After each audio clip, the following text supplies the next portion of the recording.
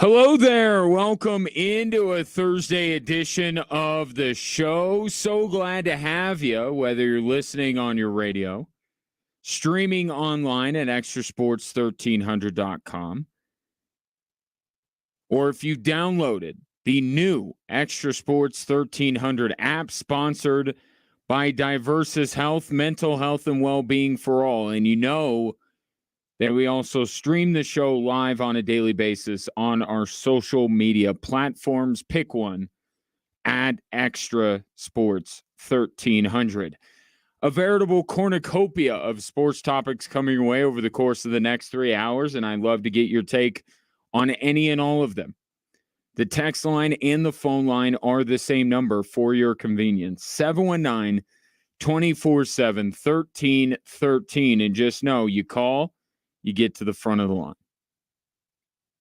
Get to you as quickly as I possibly can.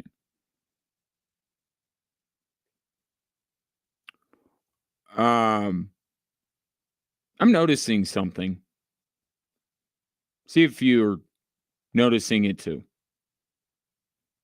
You know, growing up here in Colorado, there was always a dynamic that existed between CU and CSU, and it would normally kind of show itself through the fan base, right? And it's not that different than any state school versus the big school in the state, right? Any Colorado State, that existed, right? The CU, like so many other state named institutions, was viewed as, privileged, hoity-toity, elitist, and the school that would have state in their name was more your everyman, right? Common folk. And that dynamic plays itself out in a number of different states, but it always did growing up here in Colorado.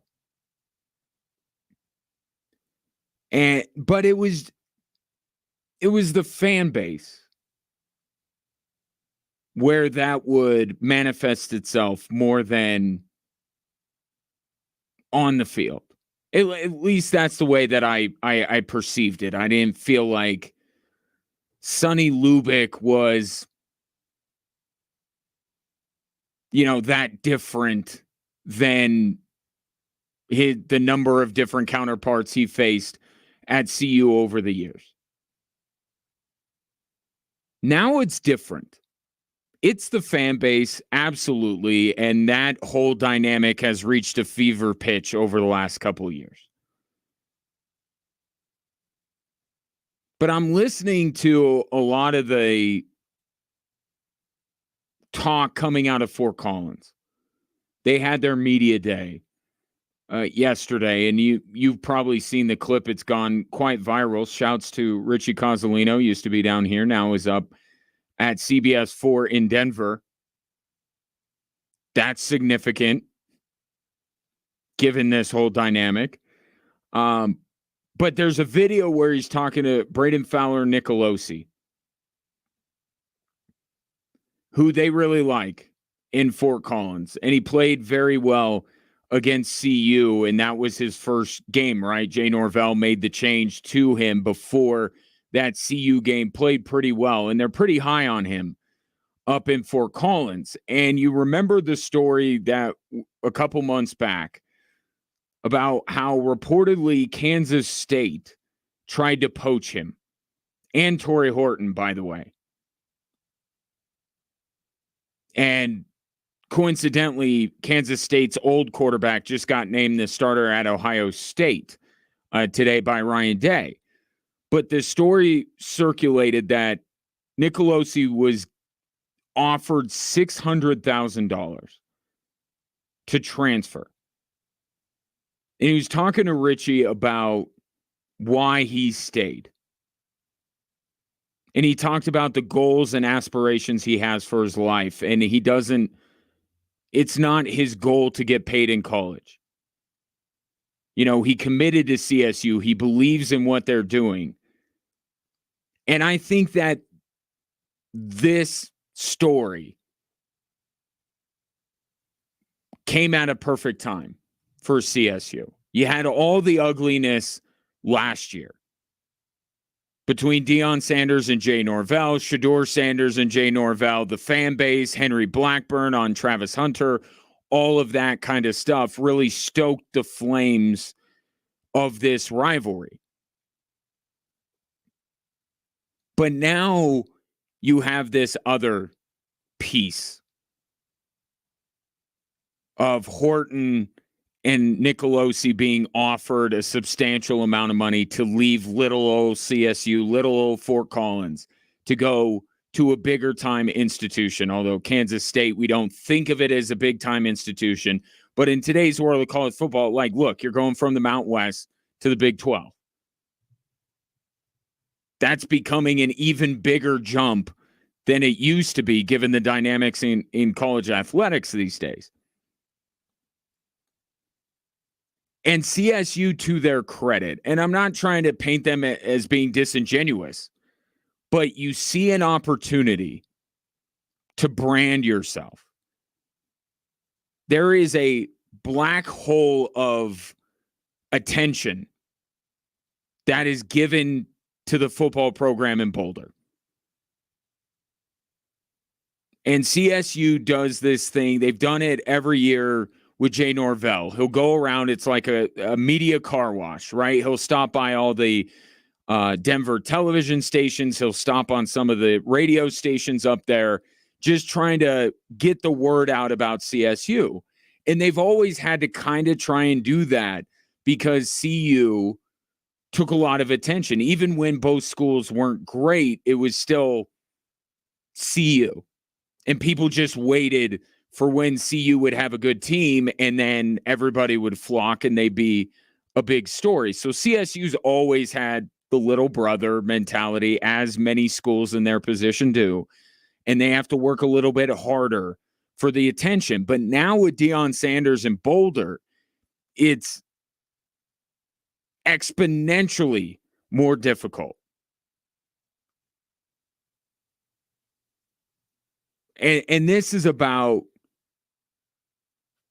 sponsorship dollars. This is about fans, media coverage, all this kind of stuff that CSU uses as currency to recruit and also raise money, right? So now that message that they have gone strikes me as a very anti-CU type of rhetoric. And the dynamics set up for that. Right? So here's Braden Fowler Nicolosi talking about, it's not my goal to make a bunch of money in college. I'm not, I chose to come to CSU. I'm committed to CSU. And you juxtapose that with huge endorsement deals, YouTube channels for Travis Hunter, Jordan Seaton, and everything that he is, right? And everything that came out with Jordan Seaton, and he's flip-flopping and he's going to go here, and he's playing the game, right? The new game that has been created in college athletics with NIL being able to kind of, and we're seeing this with CU right now in this battle over the quarterback. And it might be CU or Indiana that he ends up going to. Well, why is he? CU, maybe there's another reason. Indiana, with all due respect, if he goes to Indiana, that's a monetary decision. And CU could be to an extent, and so can USC. But Jordan Seaton played the game, right? It was free agency. And he was a high school recruit doing this, as is this Juju, the quarterback. But here you have Nicolosi and you have Horton talking about the commitment they made, that they want to be a part of CSU, that their goal is not to profit necessarily from their time, although I'm sure they're getting something in NIL. But it's not about cashing out. It's not about maximizing their value. Whereas the school down the road, so to speak, seems very much about that, right? As many schools are. I'm not trying to hold up one as being better. I know that each school believes that their way of doing it is the best way. I'm not sitting here trying to take a side. But I am commending CSU for carving out this kind of narrative in an all of a sudden even more difficult market to break through. And it's commitment over the transfer portal. The entire idea of CU's rebuild is based around the transfer portal. They're building their team. They're cooking their meal in a microwave. We're in it for the process. We're cooking it in an oven. We're growing together. We're learning together. You can invest in us and watch us grow. That other team is going to, turn over the roster every single year. And you're not going to know these kids. You know us. And then you have Jay Norvell, who wears the mechanic shirts with the name tag and his name written in cursive, right? And then you have Deion Sanders and the glitz and the glamour and the shades and all that kind of stuff. I don't know how much of this is intentional. I don't know how much of this is just the truth and what they are. But it's effective. Because I'm watching all this stuff coming out of media day, and I'm like, man, if you're an undecided, if you're somebody who wants to watch a college football game, maybe you're a little bit tired of the whole thing in Boulder, just go a few more miles up the road. Well, don't go off I-25. Just keep going.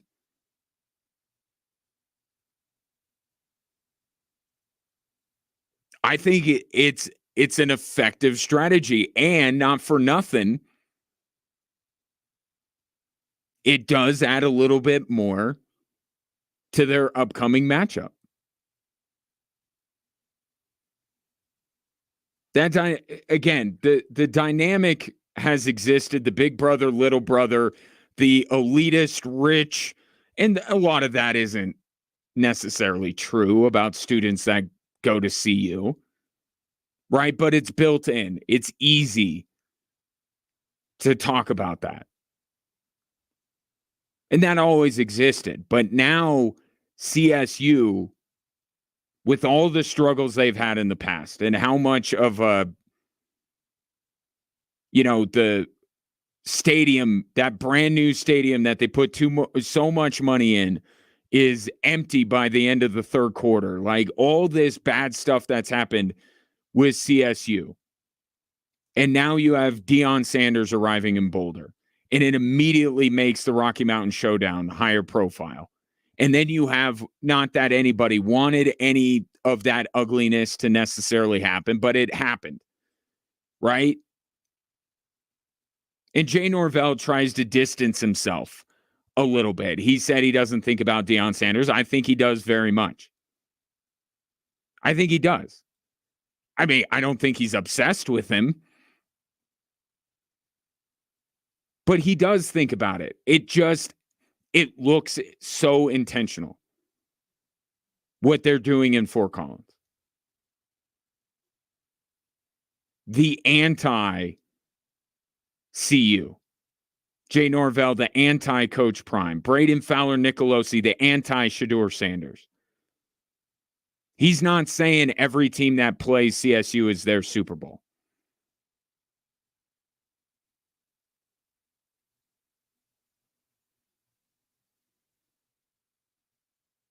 I think it's effective. Not taking a side. My job is better if all three. And then, of course, you have Air Force that they're just about ball. Just about ball. And that serves a certain segment of the audience as well.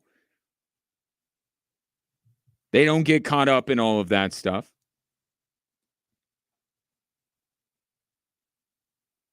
I hope all three of them have awesome seasons.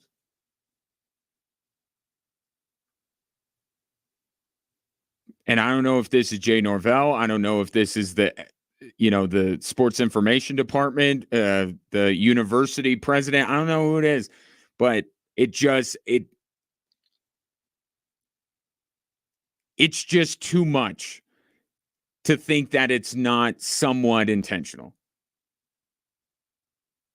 Some of the talk coming out of Fort Collins.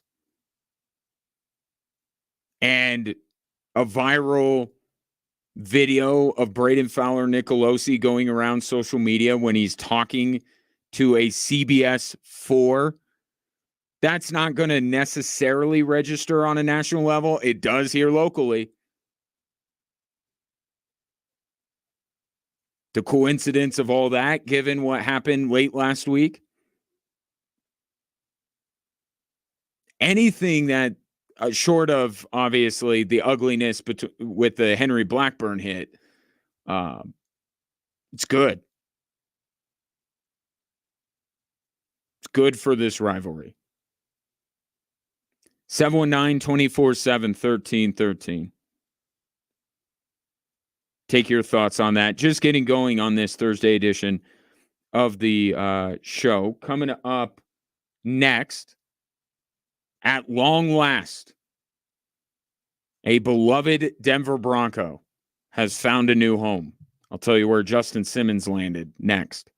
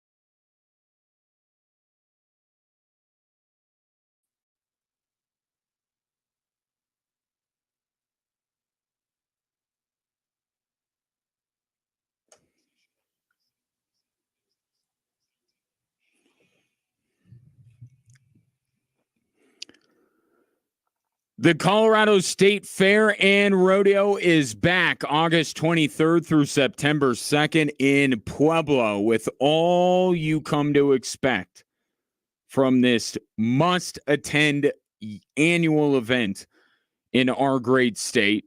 Free attractions and entertainment. Then you have the carnival.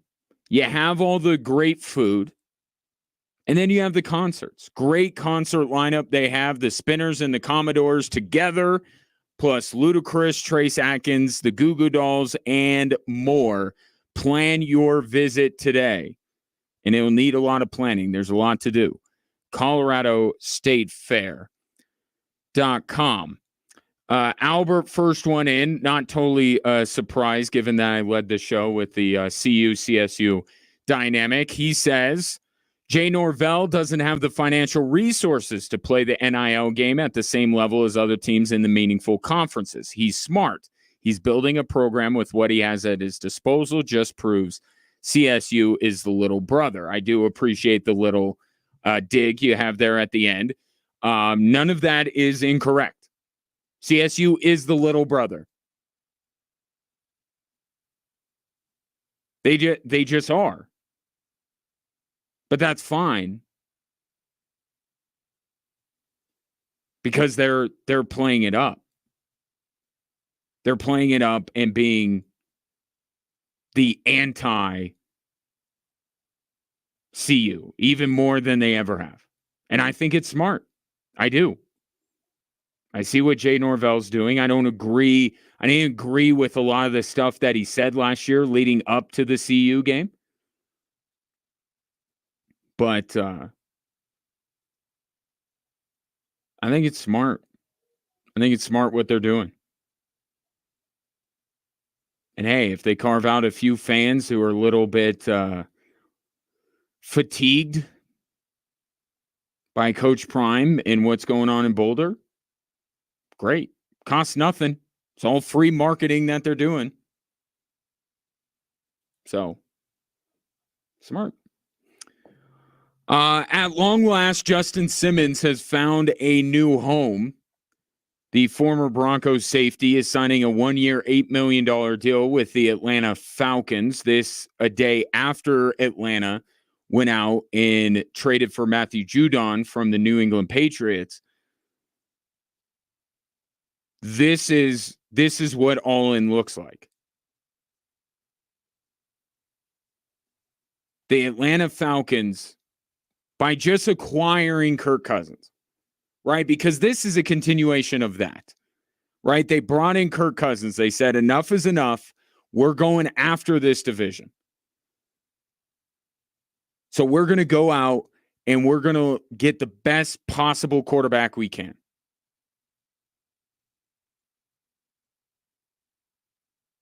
And maybe the Judon move, maybe the Justin Simmons move, or something similar would have happened anyway, just because this feels to me like the mentality with the Atlanta Falcons. Definitely not the Braves. Although they are all in all the time, aren't they? But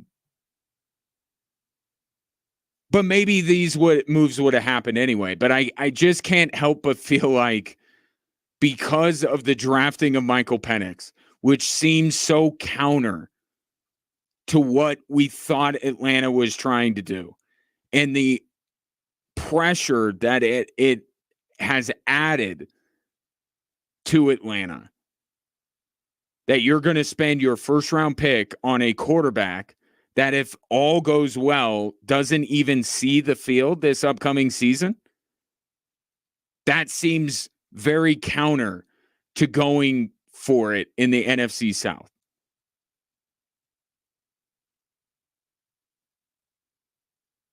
This is more on brand. I think the holdup with Justin Simmons was twofold. One, I think Justin Simmons was very particular about what kind of a deal he wanted. Was that term or was that value? He's going to end up making about what he would have made if he hadn't gotten cut by the Denver Broncos. Perhaps that's what he was waiting for. If that's what it was, then Justin Simmons won. If he was looking for term, if it was about finding the next spot to settle down and move his family down there and put down roots, and we know Justin Simmons in his time in Colorado was very dedicated to the community. I got to imagine that's kind of part of Justin Simmons' DNA, that he would like to find his next forever home in the NFL, but it's a tough league to be able to do that. Especially getting released when he did. It's difficult to go out and sign the type of deals that you typically see free agents sign, right? 2-year deals, 3-year deals, 4-year deals. But you get back what you lost, essentially, when you got cut by the Broncos. You go to a situation that's going to be pretty good. It's not the best situation in the NFL, but it's certainly a trendy team. It's a team that has an opportunity to win to some degree. Right? Going to Carolina would not have been a good career move for Justin Simmons. But going to this division, if all goes according to plan for Atlanta, they win that division. Maybe they win a playoff game, and now Justin Simmons becomes a free agent when everybody else does. And perhaps he gets that longer-term deal from Atlanta or somewhere else where he can kind of settle in for the rest of his playing prime. So I like this move for both sides. I mean, Atlanta, the defense has been an issue for them, pass rushing especially. But you go out and you get two guys that in the last few years have been among the best at their position. Arguably with Justin Simmons, he's been the best at his position. Matthew Judon has been incredibly productive over the last few years as a pass rusher. So you go out and get these veteran guys to add to this defense.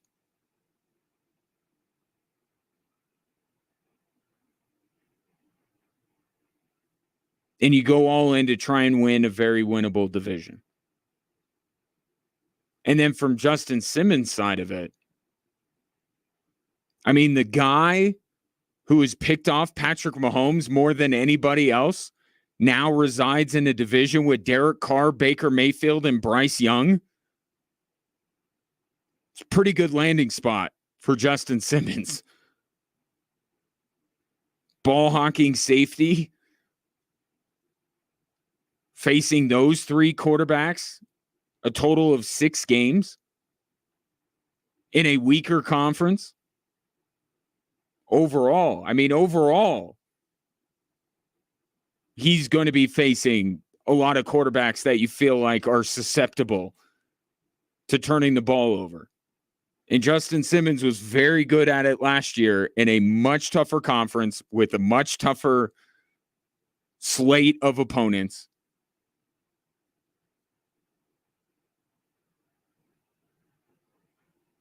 If he's not going to go to a Baltimore, a Kansas City, a Philadelphia, where I thought was going to be the ready-made landing spot for him before they went heavy in the secondary in the draft. A San Francisco. If he's not going to go to one of these places where he could potentially add Super Bowl champion to his resume, this is probably the next best thing.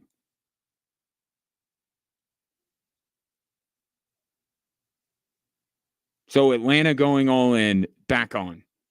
Big 48 hours for them. I like both of the moves.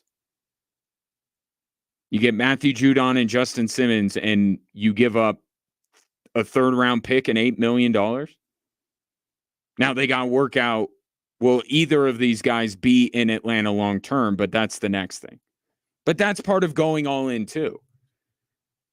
When you go all in, it's not necessarily with an eye on the future.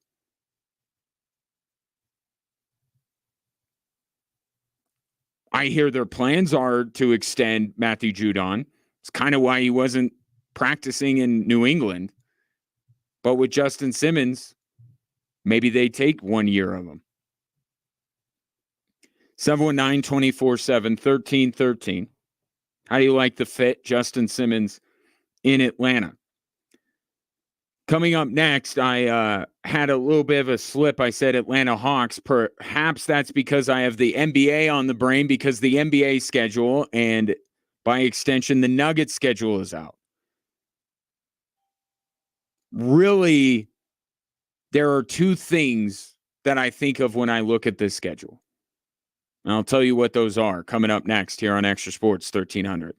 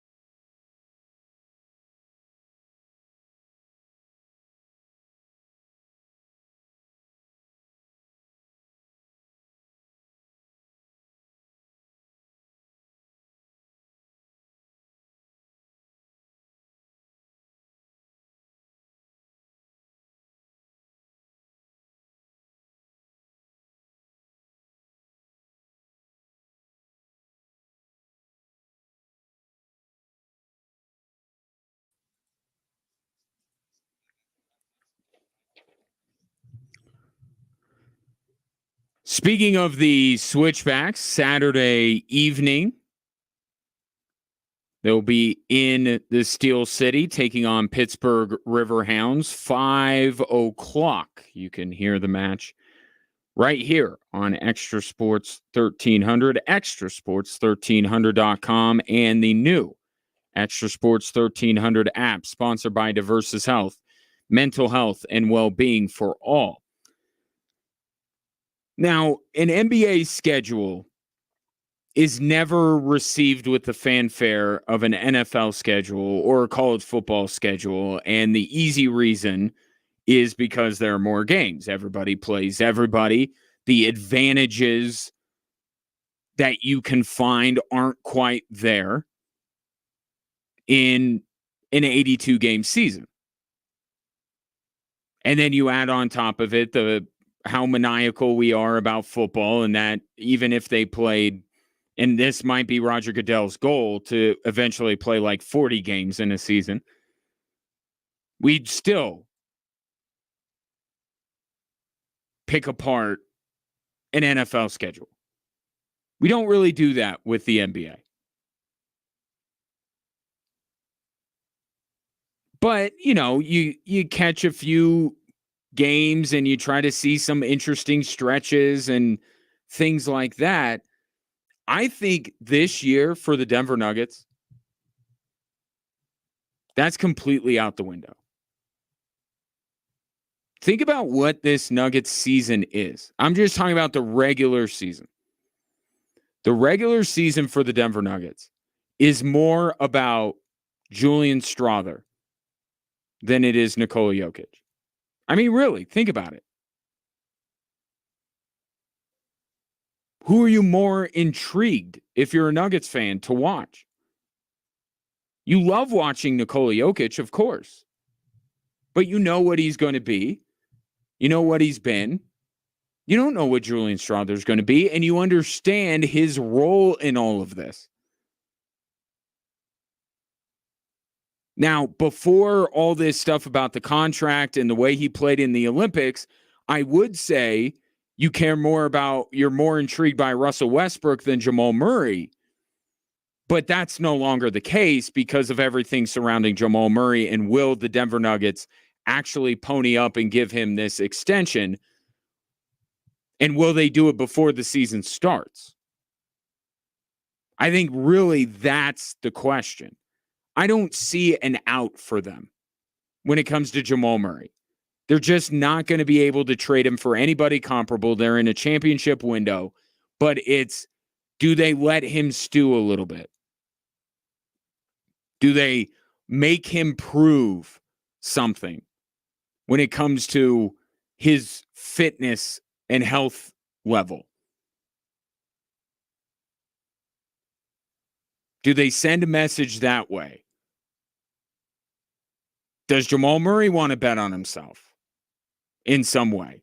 Not that I would think he would want to leave the Denver Nuggets, but he hasn't made an all-star game yet. He hasn't been all NBA. We know the ramifications of that on a contract. So Jamal Murray's more intriguing than Russell Westbrook, but maybe Russell Westbrook's more intriguing than Michael Porter. Christian Brown, more intriguing than Aaron Gordon. This regular season, it's not necessarily about the big boys. And I can look at March and April and I could say, wow, back-to-back in Oklahoma City early in March. They placed Minnesota a couple of times in the last month of the season. Like, those are going to be impactful when it comes to seeding. And they still will. But if they're 3 games out of the top spot in the West, are you going to be asking Michael Malone to go for it? No.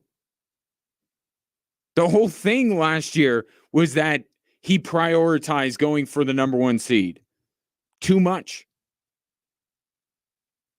So the regular season, and every contending team gets to this point, right, where the regular season is not nearly as important. And in the NBA, we have this thing called load management that just blatantly puts it right in your face that the regular season is far less important than it would be in comparison to the NFL. That's why Adam Silver has cooked up this in-season tournament. And the Nuggets have been a contending team for a while, and the regular season has meant less and less and less. And now it's at the point where you don't want the Nuggets to put anything into the regular season, right? Let Julian Strawther and Russell Westbrook and Christian Brown, let them go out and do their thing.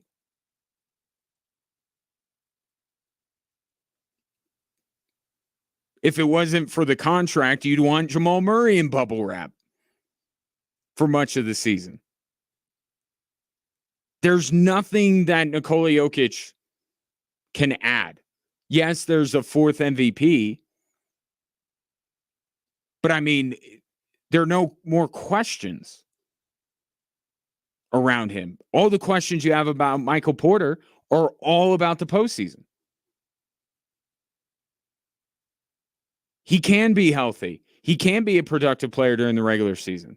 He's checked those boxes. It's about the playoffs. And Aaron Gordon is the ever constant, reliable, you know what he is. So it's about these other guys that their playing time may not necessarily line up with the Nuggets' success in the regular season.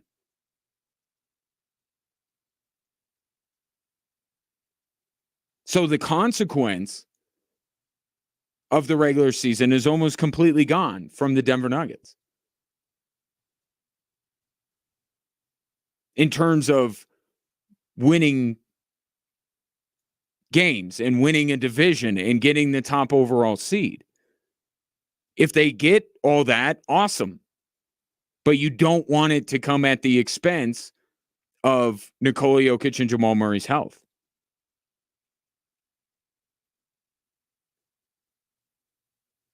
But there are reasons to tune into the regular season. Outside of what's Russell Westbrook going to be, can Christian Brown's, like those kind of things. It's about the enemies of the Denver Nuggets, who all coincidentally played for Team USA in Paris. That's where my eyes went initially. When do they play Kevin Durant? When can y'all lames let him know what you think about his opinion on what you think about Nikola Jokic? That's December 23rd. And then 2 days later, the Nuggets play on Christmas in Phoenix. So I'm looking, where's Kevin Durant? That's not going to be a warm reception. I'm looking at, when are the Timberwolves back in Denver? March 12th. That's too long. That's too long to wait. Now, they do play Minnesota earlier in the season. They play them on November 1st, but that game's in Minnesota. So you do get a rematch of that Game 7 early on in the season. But the first time you can see the Wolves in person, returning to the scene of the crime, so to speak, is in March. I don't think there's as much juice around Nuggets Lakers anymore. I know Nuggets fans will still muster up a fair amount of vitriol towards LeBron and AD and the LA Lakers. But I look at the meeting in Denver between LA and Denver as, are you going to be seeing LeBron James in Denver for the last time? We're to that point now in LeBron James's career that every time he visits an NBA city, it could be his last. And then the most interesting portion of the schedule is in January. 11 days. 11 days is all we need from Joel Embiid. Be healthy for an 11-day stretch. Home against Philadelphia. You know what? You don't even have to play against Jokic in Philadelphia. One day. We have the specific day where Joel Embiid needs to be healthy. Not that I expect Nick Nurse to oblige, but if you got to load manage him the entire month of July or the entire month of January just to get him to January 21st, so be it. He must be in Ball Arena on January 21st. Enough is enough.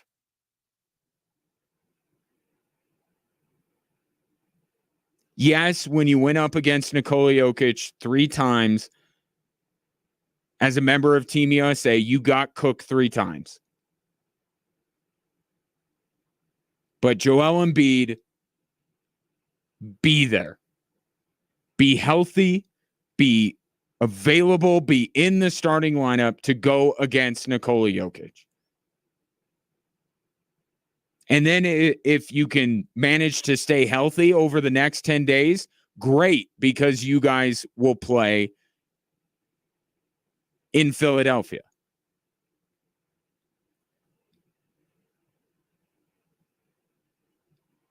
So those are the games I look at. That's what I was looking for when the schedule was released outside of the opener. Now, I will say I get the angle of MVP candidates meeting up. I would want Minnesota. That's what I would have preferred for the opener. But OKC, that has some juice to it. Nuggets are on Christmas again against Phoenix. In Phoenix. So you can't get completely away from your family on Christmas. But you have a reason to ignore them.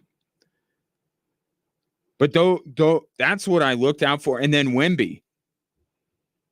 And the month of January, to me, is the most intriguing month of all. You get 2 against Wemby, 2 against Luka, 2 against Joel Embiid. But that's kind of a throwback to the David Stern NBA. I'm looking out for the individual matchups, the stars. I'm not looking for necessarily, it just so happens that the runner-up to Nikola Jokic in the MVP is a guy that the Nuggets have to go through to win their division. And it just so happens that one of the biggest stars in the NBA, or blossoming into one of the biggest stars in the NBA, just so happened to eliminate the Denver Nuggets in the playoffs last year. So you get that sometimes. But what consequence is there going to be to the Nuggets-Laker game? What consequence really will there be to any matchups with the Phoenix Suns or the Philadelphia 76ers? Or San Antonio, for that matter. Not much. You want to see Jokic versus Wemby. You want to see Jokic and Luka. And then you have your own personal reasons to go to Ball Arena and to voice your opinion to a Kevin Durant, given what he recently said on social media. So I'll ask you, there are a few options here. We'll put it in a Twitter poll, but I got to cut down the number.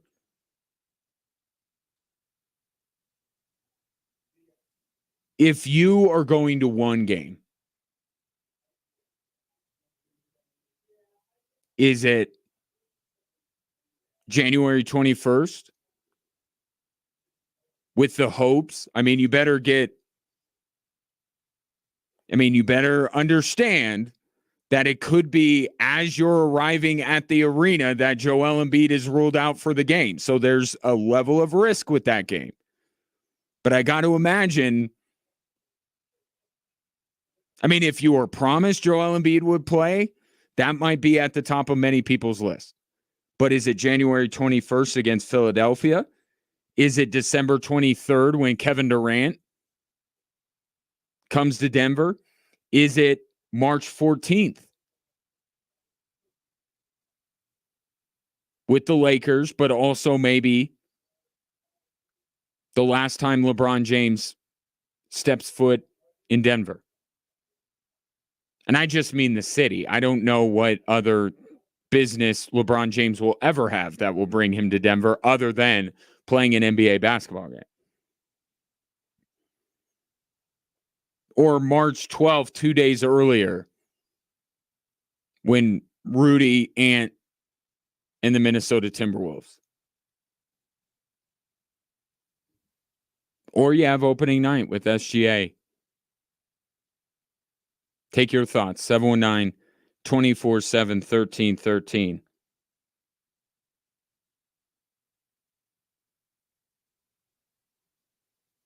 I think I'd like to. The risk, if you told me just one, I couldn't take the risk of going to a Sixers Nuggets game in Joel Embiid not being there. Although that does create a fun atmosphere because people are mocking him and all that kind of stuff.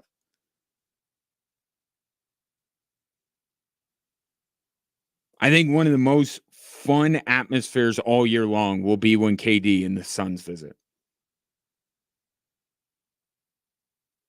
Because Minnesota, I know the Nuggets lost game 7 to them. What Kevin Durant did was worse than anything Anthony Edwards did to the death at this point, right? Time heals all wounds. It might be the game on December 23rd. And it's kind of not off the radar, but kind of out of the way with the theme I have going here. But coming off of the Olympics, when Steph Curry on December 3rd visits Denver, kind of the same idea that I'm throwing out about LeBron. Right? What we saw with Steph Curry, my takeaway was I need to watch that guy more. And I feel like I watch him a lot. ESPN and TNT puts him on all the time. The Nuggets play him a regular amount, but it's like I need to soak up every minute I have left with Steph Curry. The other guy, the guy in LA, I appreciate it, but I've seen it. I've seen it enough. Let me know which Nuggets game intrigues you more. 719-247-1313. Coming up next, Sean Payton's most trusted lieutenant in the evaluation of Bo Nix speaks on what he saw from Bo Nix on Sunday and how much better of an evaluation could joint practices with the Packers be as opposed to the game against the Packers. That's next here on Extra Sports 1300.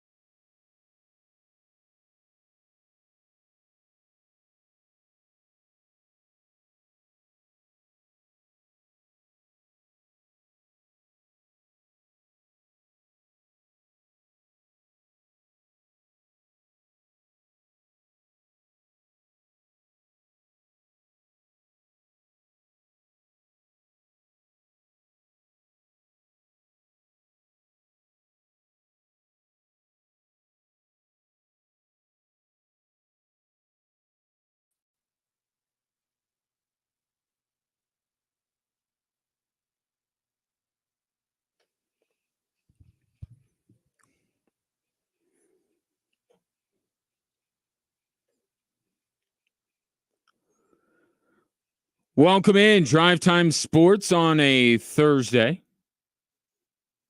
Ryan Kaufman with you. You can watch the show live on a daily basis. Granted that you follow us on one of the many social media platforms you pick: Facebook, X, Instagram, or YouTube. The handle is all the same, at XTRA Sports 1300. Sunday, the Denver Broncos will play the Green Bay Packers in their second preseason game. But before that, they will go up against the Green Bay Packers in joint practices. And there's been a lot of debate on what is better. Which is best in terms of getting you ready for the upcoming season, and in the Broncos case, evaluating a certain young quarterback. Broncos offensive coordinator Joe Lombardi. That name significant in Packer circles, of course, because of his grandpapa. Joe Lombardi spoke today at Dove Valley and laid out the differences between evaluating in a joint practice versus a preseason game. Maybe not equal because, we're still not tackling. It's so much of this game is, guys making a play, whether breaking a tackle. You don't get to see that in practice. Quarterback scrambling. Well, the defense always thinks they have a sack. We always think we escaped it. And in a game, for sure. So in a joint practice, you don't. But, back to my earlier point, I do think it's a different kind of evaluation because it's different players, different scheme you're facing, and you see the guys in a different situation. So it's definitely helpful. And that last part does apply to Sunday, right? Even though the Packers are not going to be inclined to play many of their starters, they're still running their defense. And it's still different than the Broncos defense. So I really think the way that you look at this week, obviously through the lens of Bo Nix, is it's actually the whole week.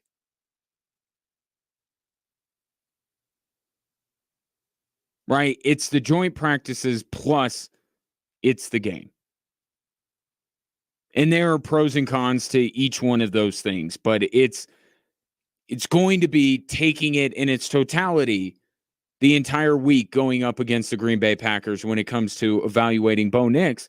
And look, that's kind of the way it's been already, even going up against the Broncos defense. When that's all they had, that's how they evaluated Bo Nix. So it's always, when it's something like deciding on playing a rookie quarterback, it is the entire week. But now you have an entire week leading up to an actual game. Not an actual game, a preseason game. And this week you have the added wrinkle of you're going up against a different team in practice.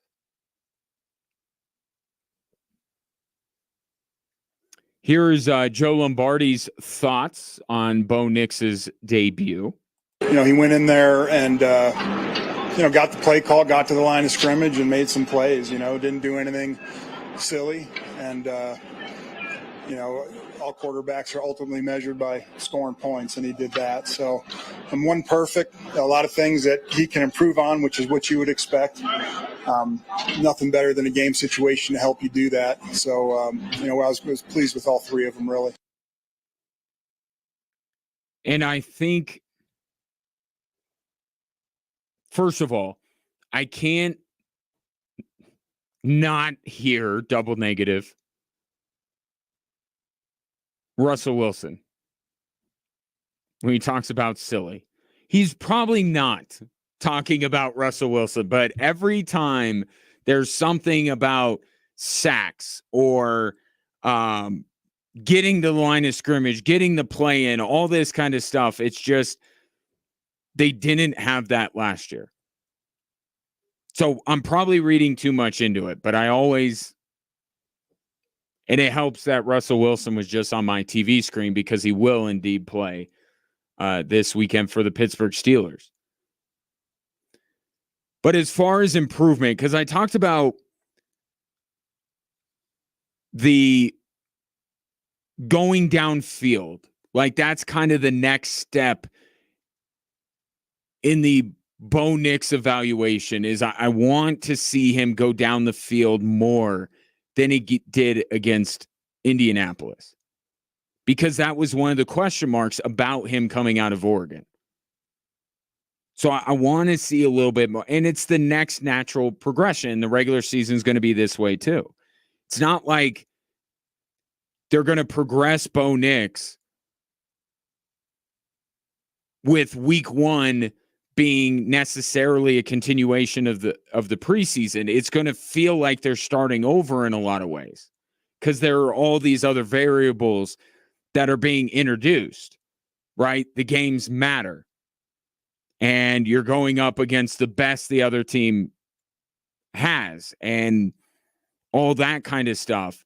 And I do expect in Seattle and early in the season it to look a lot like the Indy game, where the yards per completion not going to be that high. They'll be very judicious with the dialing it up to go downfield unless the game unfolds in a way where they need to because they're trailing. And then they'll build them back up again during the regular season. So for preseason game number 2, I'd like to see more of Bo Nix going down the field and see what that looks like. But in terms of what can be better, because going downfield isn't necessarily what Bo Nix can do better. There just weren't a lot of opportunities for him to do that. And it was actually part of the praise that went in to Bo Nix is that he took what the defense gave him. He didn't try to be a hero. He didn't try to make the spectacular happen like his predecessor. He had to throw to Josh Reynolds. He had to throw to Jaleel McLaughlin on the sideline. That's going downfield. I just want to see more of it. But in terms of improvement, it's the off-platform throws. And Sean Payton mentioned it yesterday. There were a couple of throws where he would have liked Bo Nix to set himself and throw. And I think they might have been the 2 early throws. Or at least one of them. The first one, I don't know that he set his feet. He couldn't step into the throw because he was under pressure. I think it was the other one that he kind of underthrew because he's a little bit on the run and he underthrew it. I think that was definitely one of those throws that Sean Payton was talking about, where even though you're scrambling, you still have the ability to set your feet, step and throw and deliver a better ball that may have been completed. But when Joe Lombardi or Sean Payton talk about improvement from Bo Nix, that's the area. Right? You didn't get the procedure penalties, no sacks. The game plan, I don't think, was for Bo Nix to throw the ball downfield, but when he did, it looked pretty good. The scrambling, the running ability he showed.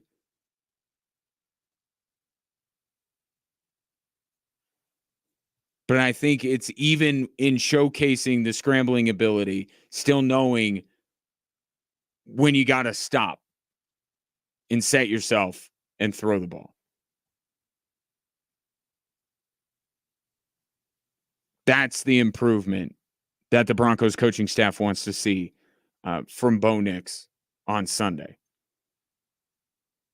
And even though Bo Nix got points on the board almost every time he drove the Broncos, were a lot of field goals. Right? And that's an all too familiar refrain with the Denver Broncos, is getting down to the red zone settling for field goals. Here's Joe Lombardi on what could be different in a good way in the red zone for the Denver Broncos. Running game is going to be better, and that's key. Obviously Russ was a great improviser. I think our quarterbacks all have that skill as well, which, throwing the football in the red zone, you'd like everything to be on time. But, if you watch all the touchdowns over the course of the year in the NFL in the tight red zone, the number one thing is a broken play. And so just getting another year working, what our scramble rules are. I think all those things will lead to more success. So the checklist for Bo Nix for this second preseason game. More downfield throws, although that could be a checklist for Sean Payton. But the Bo Nix checklist, more throws downfield. Don't throw off platform if you don't have to. More touchdowns.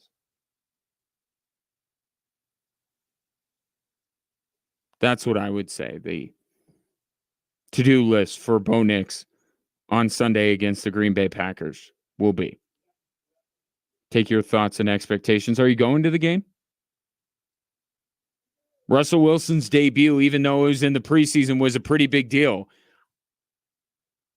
I think this is right there with it. Maybe even a little bit more, given the way the Russell Wilson era went in Denver. Maybe there's even more juice when it comes to this quarterback debut in Denver. Take your thoughts. 719-247-1313. Want to tell you about QC Kinetics while I have a moment. I have many moments within the show. I will take this moment in particular to tell you about QC Kinetics. Have you been dealing with arthritic joint pain all summer that's kept you from doing the things that you love? You shouldn't do that. I made this comparison before. If your check engine light goes on in your car, or you get that little notification that your tire is low, we almost immediately get it remedied, right? We can't bear the thought of driving with our check engine light on or low tire pressure. What's the same? Why don't we do that for our own bodies? If you're dealing with arthritic joint pain, whether it's in your knees, hips, back, or shoulder, that's your body with the check engine light is on. This is not right. This needs to be fixed. QC Kinetics has a way to do it with exciting new cellular therapies that can get you lasting relief. These are cutting edge treatments that accelerate your own body's healing properties, revitalizing your joints so you can move again. Those old ways of doing things, steroids, pain pills, surgery, they're no longer your only options. The local medical professionals at QC Kinetics are ready to help you get your life back with regenerative, restorative cellular treatments for your achy joints. Call for a free consultation now, 719-347-1988. 719-347-1988. QC Kinetics, this is the future of medicine. 719-347-1988.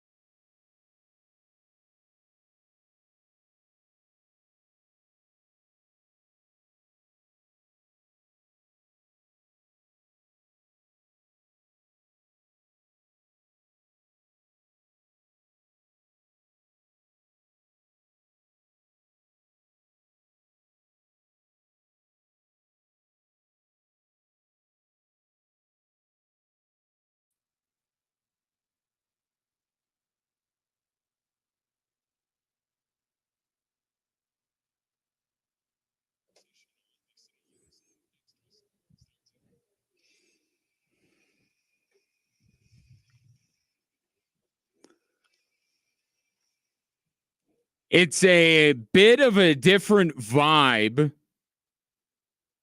leading up to this particular Air Force football season.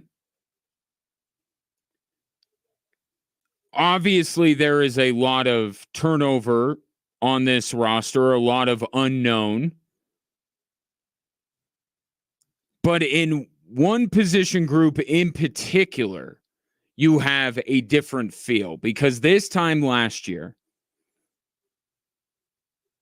we didn't know who Air Force's quarterback would be. And then we watched Zach Larrier play and we said, how could anyone else have beaten that guy out for the job? And he was great. And we know that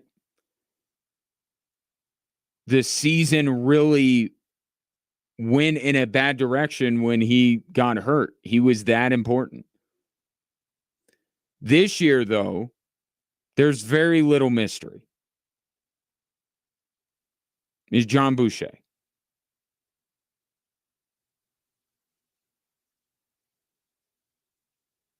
And like so many of these Air Force quarterbacks,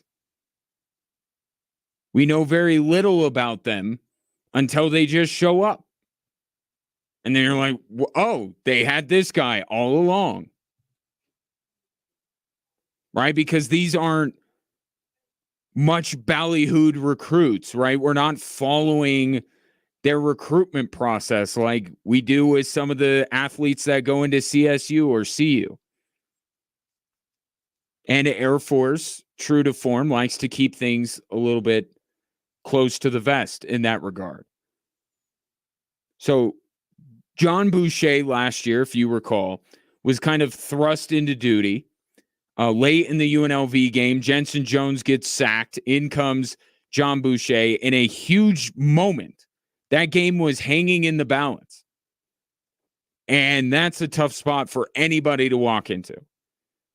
But then against Boise State, which is a big spot for a different reason, right? With UNLV, it was just the circumstances. Right? The quarterbacks always say, I stay ready and everything like that, but you're not, somewhere in your mind, you're not expecting to get on the field. And then all of a sudden, in the most important juncture of the contest, when your team needs you to drive down the field and tie the game up, you're put in there. Well, with Boise State, it's Boise State. It's the preeminent program in the Mountain West Conference.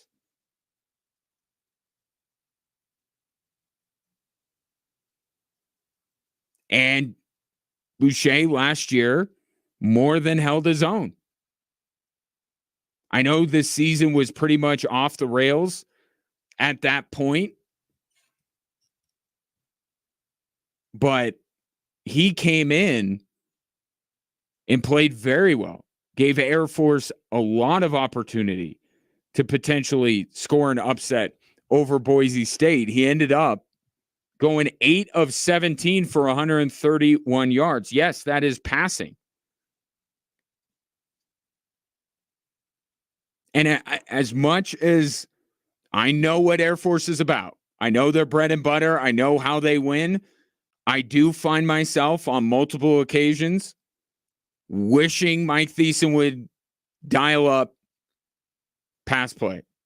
I always want a little bit more air in Air Force, just a little bit, especially when they have a quarterback that is capable of it.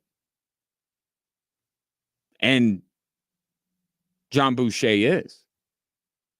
I feel like I can throw the ball a little bit better, but at the same time, I still have that ability to run the ball. So offense won't change much, but just looking forward to what it's going to happen this year.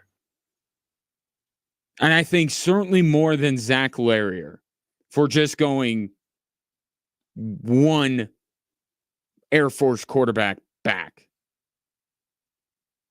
Certainly Boucher has more that ability a little bit more than Zach Larrier did. Zach Larrier was known for his legs, his ability to get those legs on the outside and just be a burner and run away from people. Boucher's even going to be a little bit different runner. And Mike Thiessen, the offensive coordinator for the Air Force Falcons, talked about that there's a little bit more physicality to John Boucher's running. So even the running aspect may look different than it did 1 year ago. But it's exciting to think of a quarterback. And look, they're not going to change who they are. They don't recruit prolific passers, right? They don't want their quarterbacks in that mold. But you look at some of these quarterbacks in years past, and from what you've seen, Boucher might become the best passer of them all. So it'll be interesting to see how he is utilized. And Mike Thiessen is a brilliant play caller. Brilliant play caller. So with the confidence that Boucher can execute, maybe we'll see a few more pass plays dialed up in the mix of Air Force doing what Air Force does.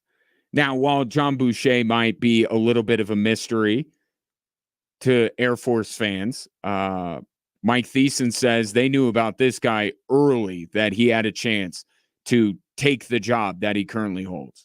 I think we probably saw it the year before that, even before last season, when he was a freshman at the end of that year, progressing in a manner where we were like, hey, I think we're going to have a good one here.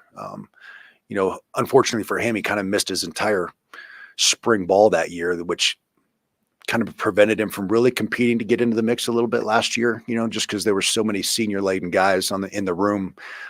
He really just didn't have time to compete with him to go earn that spot. And it kind of took the season to get him to the end there where we felt like, we were ready to put him in. But I think the fact that he got some of that experience, was good. He saw what it was like, on the road. He was able to play against, a fast defense. And he traveled with us every single week. So he understands what a season looks like and what that looks like from a preparation standpoint.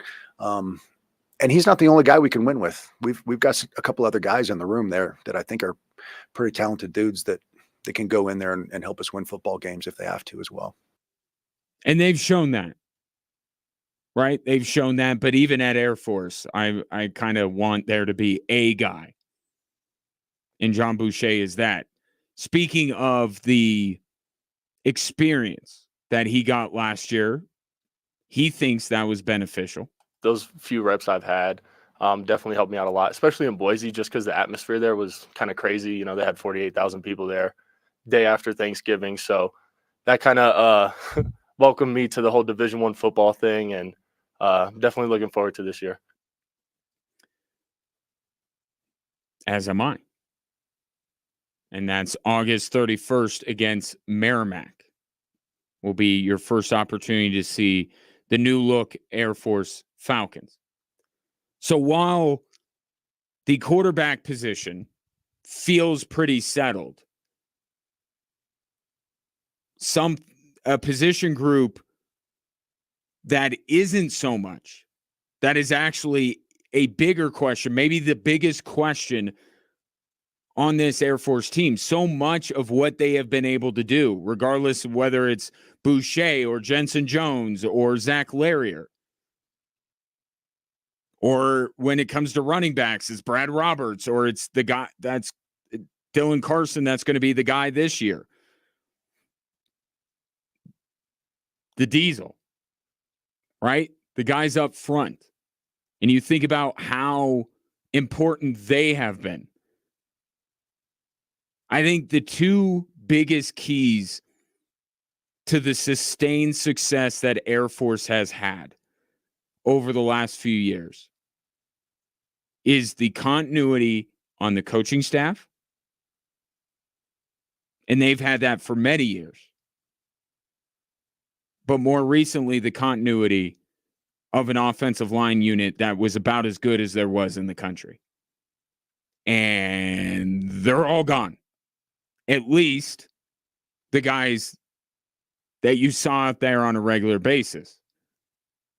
But the guy coordinating the Falcons offense assures you that there are dudes, and the guy that runs that unit is going to make sure they're ready. Coach Lobo's awesome. You guys that have been around, you guys know how good he is at what he does. And what we do helps. We recruit guys that are good at what we ask them to do, which is going forward. We've been able to get bigger, I think. Maybe some of our biggest guys are still a little bit young, but I think we'll be fine playing with power and coming off the ball. And you look at the first line that's going to go out there, and it's a group that's been around a while. They just haven't been on the field a lot, so nobody knows who they are.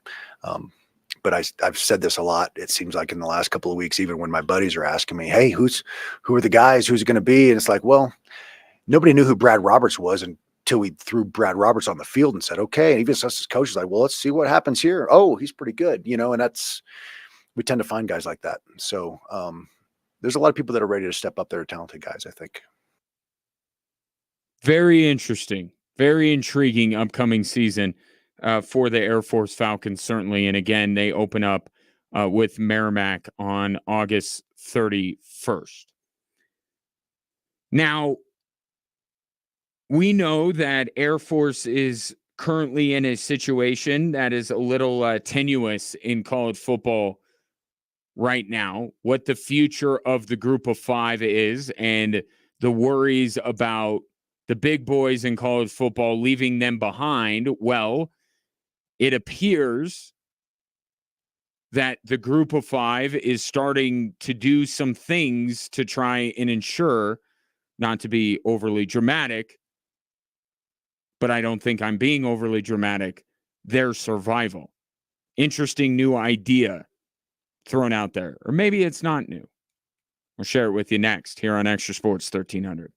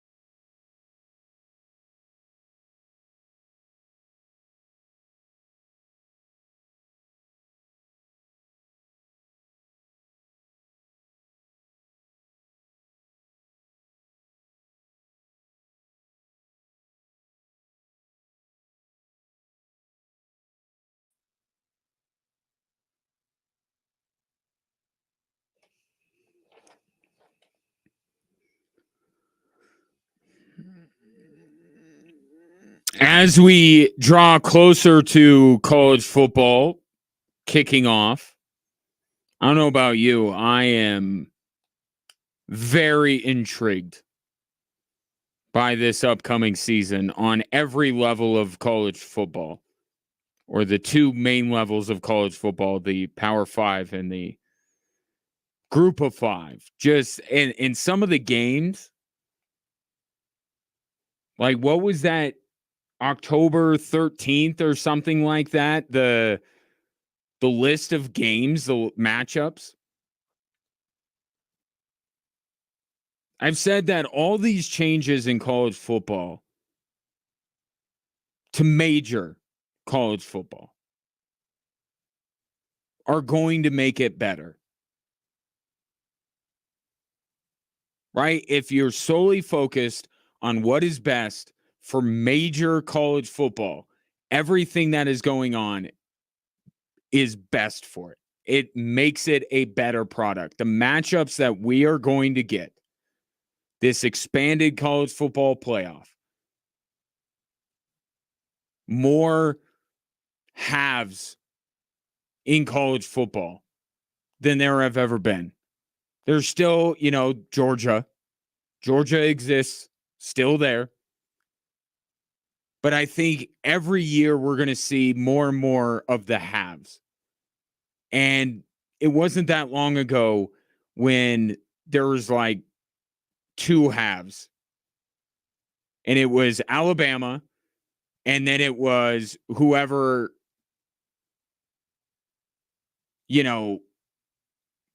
was the flavor of the year. Right? Clemson was that for a little while. But now you think about it, and it's like Oregon is basically being handed a Amex black card from Phil Knight. And you have Ohio State, and you have Michigan and Alabama and Georgia, and don't sleep on Clemson, by the way.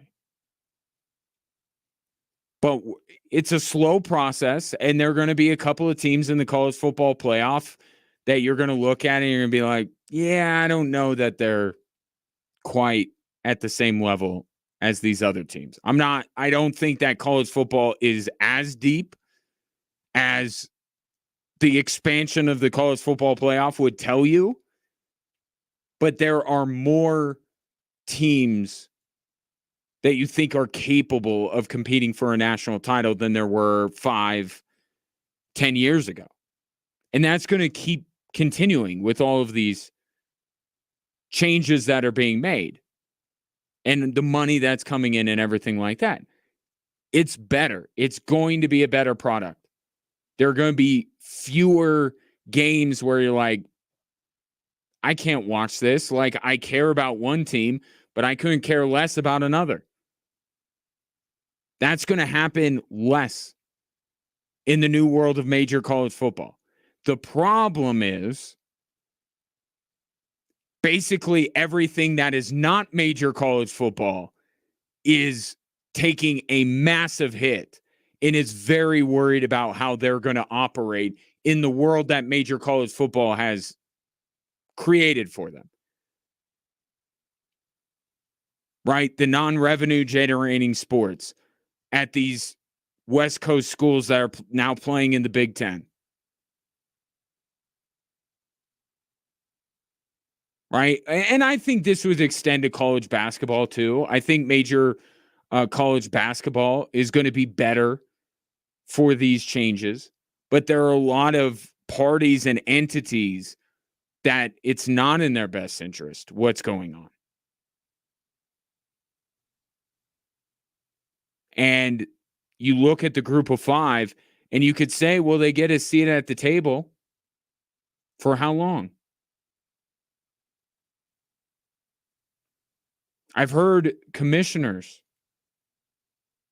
from the Group of Five express real concern that while they have access to the newly expanded college football playoff, it would take just the whim of Greg Sankey to take it away from them.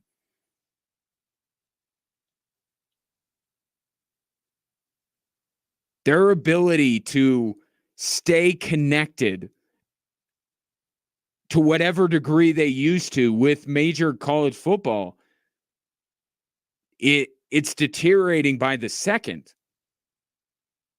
And the power players in major college football are a greedy bunch. Like, let's just call it what it is. They are a greedy bunch. And if they could see a way to make a few extra shekels by giving that group of 5 highest ranked team spot to another team from the SEC, they do it. They would. So the group of 5 is now left to come up with ways to stay relevant. And yes, staying relevant means still being able to generate money, right? That's what all of this is about. Next week, the group of 5 commissioners are going to meet in Dallas. AAC, Mountain West, et cetera, et cetera. They're going to have a little powwow. They're going to have a little chit chat about what their future looks like and what they can do to protect themselves.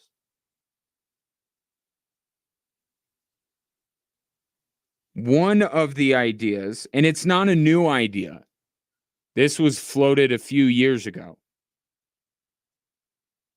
by, I believe, the AAC commissioner at the time, if I'm not mistaken. But it's been floated out there, and now with everything else going on,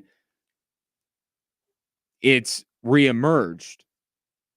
And what it is a playoff for the group of 5.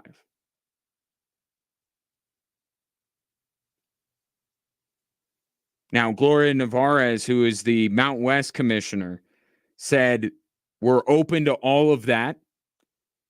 That would be really interesting and have some value. What if it's like an NIT of football? Now, I agree with the sentiment. I just don't think that's the branding that you want. Necessarily the NIT of football. Because it's not like we view the NIT as prestigious. So maybe get rid of that part of it. Don't liken it to that. But this is obviously an intriguing idea. And it's not for also rans. And I think that would be the difference. If I were sitting in that room and this was being discussed, I would say, let's not look at it like, hey, if you're, team 12 from the SEC, you're going to be able to be in this thing. Now, I understand that you may need to placate the big boys just to keep that reciprocal relationship alive and say, hey, you could come play in this. Like your team that doesn't make the college football playoff, they could be the 1 seed in our playoff. And use that as kind of a quid pro quo to incentivize them to keep that group of 5 spot open in the college football playoff. But that aside, let's just talk about the ideal scenarios here, and then we'll worry about concessions that have to be made along the way. Just make it the group of 5 playoff. Maybe don't call it the group of 5, or I don't know. Sell the naming rights, right? This is all about generating revenue anyway. Call it whatever you want. But just make it yours. And if you can do it while still keeping your access to the college football playoff, then all the better. We know that the playoff is a superior form of postseason to bowl games, right? And I know the bowl games still exist and all that, but the playoff is better.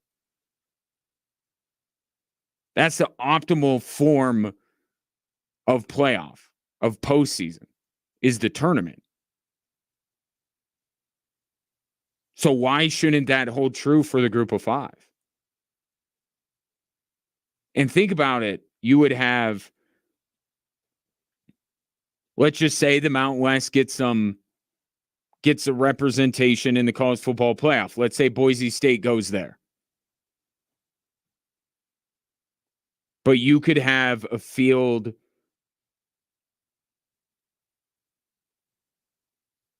you could essentially have Air Force's bowl game from last year against James Madison as a playoff matchup. Maybe you get Mountain West versus Mountain West. Get an Air Force against a Tulane. Would that be better than Air Force in the Cheez-It Bowl? Because I was thinking about this. For the entire group of 5, this is better. But I thought about it through the lens of Air Force and how fun it's been over the last few years, up until this most recent one, that Air Force was going up against Baylor and they were going up against Washington State. So maybe that's an argument to say that you need to include the Power 5 with some level of representation in this, so you still get the little guy against the big guy.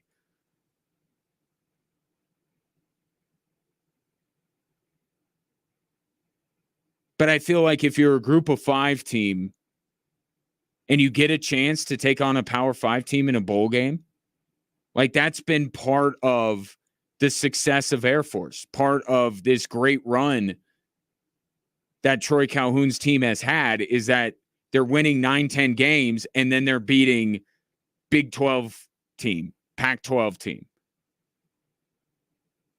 So if it's all group of 5, even though I thought the bowl game against James Madison, I thought that was a lot of fun. That felt like a big game.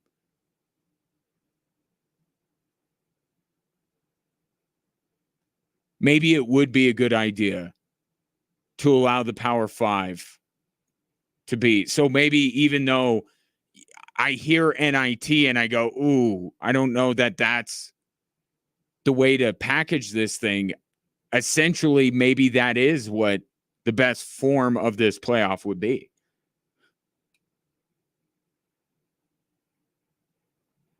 You get, Missouri's not the right team. I don't even know why they popped in my head, because they're a contender absolutely to get into the college football playoff. But I don't know, Nebraska, CU.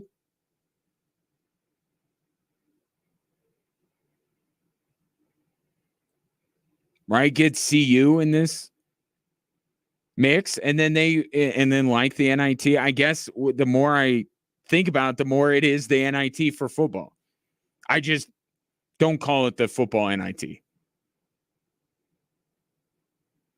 That has a connotation that has of also rans and far less prestigious.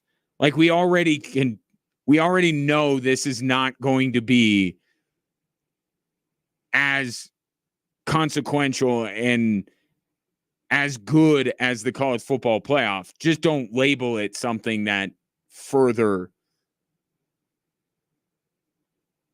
brings that fact to the forefront.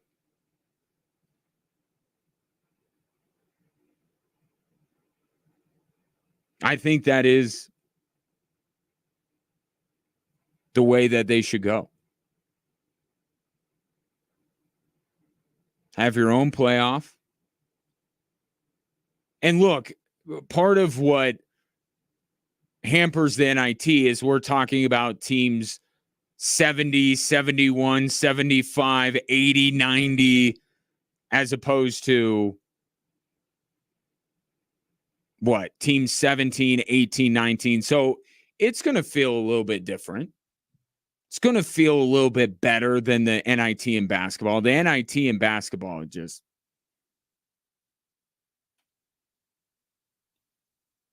that means you're so far down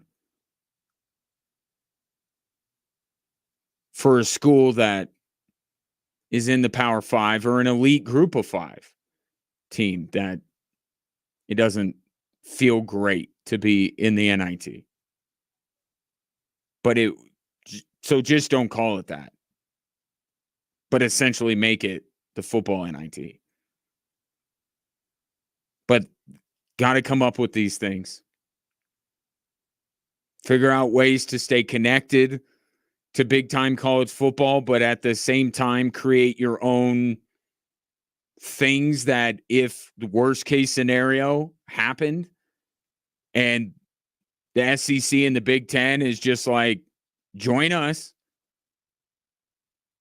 or we're leaving you behind and we're taking all the spots in our playoff. We're governing ourselves that, like, it almost feels inevitable that they're heading in this direction.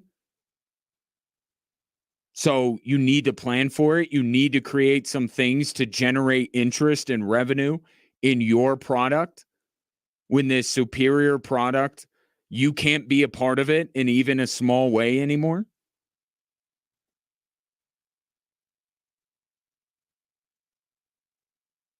I like this.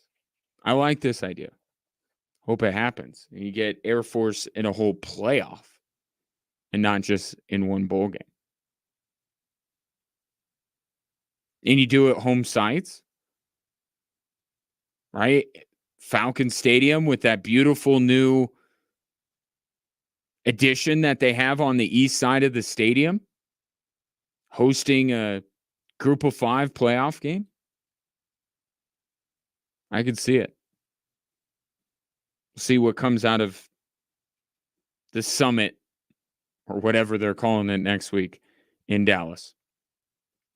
719-247-1313. Would you be down for that? Right now, Air Force, they go to bowl games. A lot of times they play Power 5 teams, and it's fun. Would you prefer, even if most of the games would be against other group of 5 teams, would that be superior to that one shot that they get against a Baylor or against a Washington State? I'll take your thoughts on that. Again, 719-247-1313. Coming up next, we'll hit the 3 stories that are driving the show, and the U.S. men's national team has found a new head coach, and it's a pretty good consolation prize.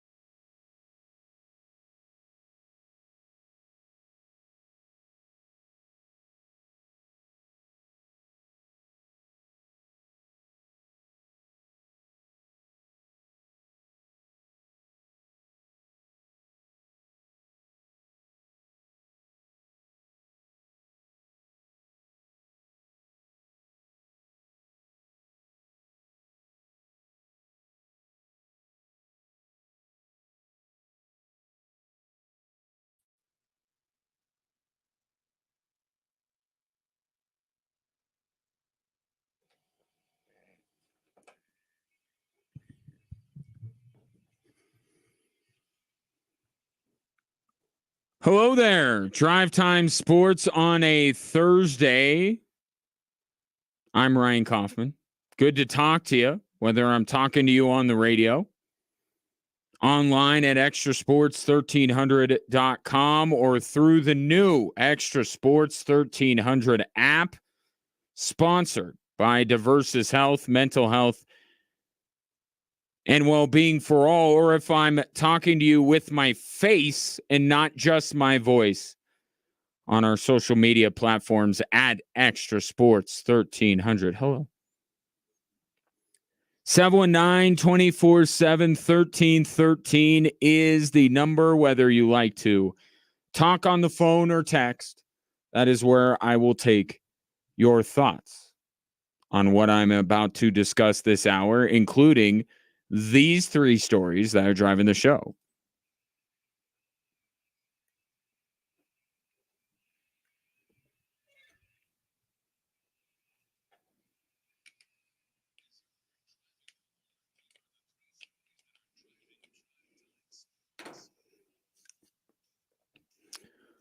Story number one is I just got this fountain pen and now I have broken it. I can't put it back together. So there's story number one, but we'll go 4 stories for what's driving the show. Here's the next one that you probably care about more than my pen. Maybe not equal because, we're still not tackling. It's so much of this game is, guys making a play, whether breaking a tackle. You don't get to see that in practice, quarterback scrambling. Well, the defense always thinks they have a sack. We always think we escaped it. And in a game, for sure. So in a joint practice, you don't. But, back to my earlier point, I do think it's a different kind of evaluation because it's different players, different scheme you're facing, and you see the guys in a different situation. So it's definitely helpful. That is Broncos offensive coordinator Joe Lombardi talking about the evaluation of course, any Denver Broncos player, not one specifically, when it comes to the joint practices with the Packers versus the game on Sunday. And as the Broncos look for not only more out of Bo Nix on Sunday, they're also looking for him to correct some of the correctables from the Indy game. And I think one of those you may see more during the game than the joint practices based on what you just heard from Joe Lombardi. It's the off-platform throws when they don't need to be off-platform. I wonder if the added peril of potentially getting sacked plays into a quarterback's mindset of, I'm going to set my feet. Because even if I set my feet and they get to me, the consequences are not as dire as if I were to do this on Sunday. So while so much of the discussion this week has been, well, maybe the joint practices are actually more telling than the preseason game, maybe in that one regard, you do need the game on Sunday. See Bo Nix under duress with real consequences make the decisions with the football. So there you go. You were worried, oh gosh, I got tickets to Sunday's game, but I'm not going to go to Dove Valley for the joint practices. No, you should be there. And there is consequence to what you are watching. And if Bo Nix plays well enough in front of your very own eyes, we may have a starting quarterback announcement. I did see that Antonio Pierce said that he's going to make a decision on his quarterback competition, which is actually a quarterback competition. It might be the only quarterback competition that's actually going on in the NFL right now. No, I lie. Steelers. How could I forget the Steelers? Broncos is not real quarterback competition in the truest sense of the word, is it? It is a, when are we good on Bo? Okay, we're good on Bo. He's the starter. It's all through him. But we'll see if he can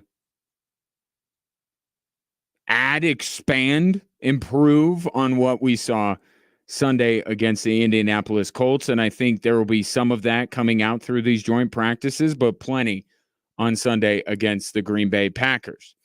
Story number 2 is also a football story, and a football story that has to do with the Denver Broncos. Just a guy that they cut unceremoniously during the offseason. Justin Simmons has now found at least a temporary home, at least gainful employment for this year in the National Football League, as he signs a 1-year, $8 million deal with the Atlanta Falcons. Remember that Simpsons episode with the Super Bowl? It's a good one. You should watch it tonight. He will go the way of Matthew Judon and go down to the ATL. And it's another move, granted not at as high a profile a position as pass rusher, but still in line with what Atlanta did yesterday, which is, no, we are still going for this thing, even though our number 1 draft pick is a guy that's not going to play for 3 years if all goes well. But I like the move for Atlanta, as much as the conversation last year was about why can't they get Bijan Robinson the ball? Why can't they get Drake London the ball? For the 18th year in a row, why can't they get Kyle Pitts the ball? The real weakness of this Atlanta team is their defense. Their defense is very poor. And now you add Judon yesterday, and you add Justin Simmons, who is arguably the best at what he does. And all of a sudden, you have a guy to get to the quarterback, and if the throw's a little bit off, you have a guy that can go and intercept the football. So I like the message it sends for Atlanta. It's been a while after the Kirk Cousins deal. It's been a while since Atlanta has shown that they're going for it, that they're actually all in. These are 2 all-in moves. We want to be better now. We want to win this division. And adding Justin Simmons, it shows that. And for Justin Simmons, pretty good landing spot. Now, first and foremost, you look at ring chasing. Even though people won't say it because it's has a negative connotation, one of the best things that you can do if you're on a 1-year prove-it deal is go somewhere where you have a chance to win a Super Bowl or make a deep run in the postseason. So if it's not Justin Simmons in Philly or San Francisco or Kansas City, Atlanta's a pretty good spot. This guy has picked off Patrick Mahomes more than anybody else. And now he's going to go up against Derek Carr twice. He's going up against Bryce Young twice. And he's going up against Baker Mayfield twice. And there's a decent chance that he goes to the playoffs. It's a good landing spot for Justin Simmons. Good city to be in, by the way, too. Not for nothing, but he's going to enjoy spending a year down in Atlanta. So we could scratch that off the list and now fully focus on Bo Nix, because really over the last few weeks, it's been very difficult for me to get any Bo Nix content on this program because and I speak for you. I know what you're thinking, and I know that you couldn't really get into the Bo Nix of it all because you were worried about where Justin Simmons was going to end up, and now he has a home. So focus all of your attention on Bo Nix. Story number 3 is from the NBA. What? The NBA? What is that? It's football season, yes, but the upcoming season schedule has been released by the National Basketball Association. The Denver Nuggets will open the season against Oklahoma City. A little 1-2 in the MVP voting, going head-to-head with Shai Gilgeous-Alexander against Nikola Jokic. But let's be honest, we never care about an NBA schedule nearly as much as we care about an NFL schedule or a college football schedule or a class schedule, for that matter. I mean, I've been in the weeds sending the kids back to school. I've been very in tune to the class schedule of my 2 sons. All right, what's the breakdown? See, that's tough. Having math first thing in the morning, I don't know if I'm going to have to make sure that they get to bed earlier and they wake up earlier and they have a better breakfast. I got to invest more in the breakfast. No Nutri-Grain bars, like full-blown breakfast. They got to get that brain power up. Ooh, PE before lunch. That's probably a good fit. Like, I've been breaking my son's class schedules down over the last few days. Looking for the wins, looking for the losses. But we don't care about the NBA schedule like we do NFL. But, you know, if you're a fan of a team, if you're a season ticket holder, if you're someone that frequents the arena that your favorite team plays in, you do have some level of interest. And maybe you're looking at the crucial games that will ultimately decide seeding and home court. Almost all of that is out the window now with the Denver Nuggets. It really is. Because I'm not saying you don't want the Nuggets to be the number 1 seed, but you want it to just organically happen. Just by almost happenstance. Like just, oh, they ended up with the number 1 seed. That's cool. Like maybe someone in front of them could do what the Nuggets did in San Antonio last year. And they just end up in the number 1 seed. And it's like, oh, cool. You don't want Michael Malone to go for the number 1 seed. So you don't want to circle on the calendar when they play Oklahoma City, when they play Minnesota, what their closing stretch of the season is. You want that to be rest time.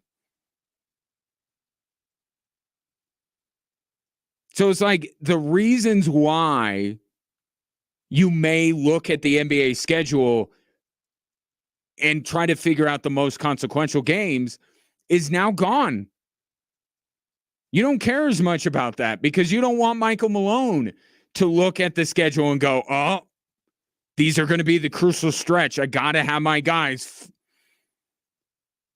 39 and a half minutes for Nikola Jokic in this game a week before the NBA playoffs start. No. You don't want Michael Malone to look at it like that.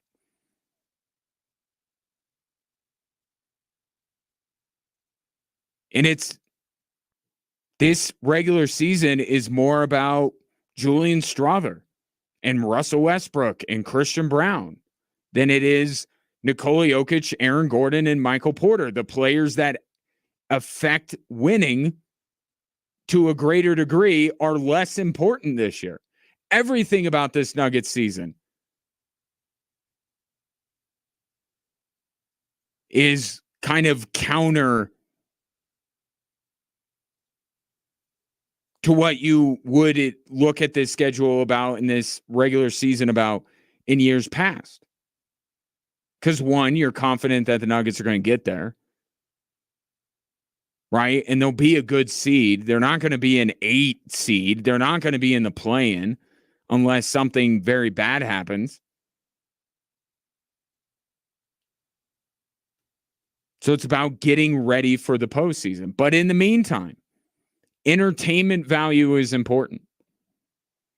When I looked at this Nuggets schedule, I looked for when Phoenix was visiting.